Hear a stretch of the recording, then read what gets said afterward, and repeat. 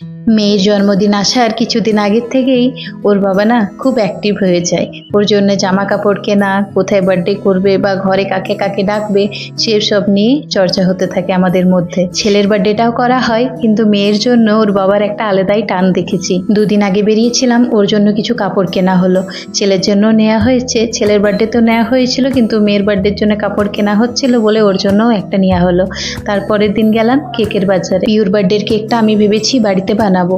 রনিতেরটা বাইরের থেকে নিয়ে আসা হয়েছিল, তো পিউরটা বললাম আমি বানাবো। ও এখানে কেকের দোকানে এসে দেখছে যে মা এমনি বানিয়ে দেবে। ওই কেকের দোকান থেকে প্রেমিক্স আর ক্রিমটা নিয়ে এসেছি, তারপর বাড়িতে বানাবো।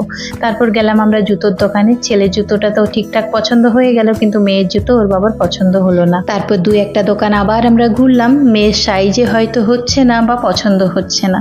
তারপর লাস্টে একটা দোকান পেলাম, সেখানে না জুতোগুলো বেশ ভালো ভালো দেখাচ্ছিল। ওর বাবারও পছন্দ হলো, আমারও ঠিকঠাকই লেগেছে। ওখানের জুতোর কালেকশনগুলো দেখে আমারও বেশ পছন্দ লাগলো। আমিও সেখান থেকে এক জোড়া জুতো নিলাম। এখানে আমাদের কেনাকাটা সব হয়ে গেছিলো, কেক টেকও হয়ে গেছিলো। তার আগের দিনে তো জামাটা নিয়ে এসেছিলাম।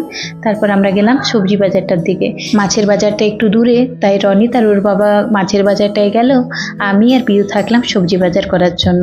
ওরা যতক্ষণে আসবে ততক্ষণে আমাদের সবজি বাজারটা হয়ে যাবে।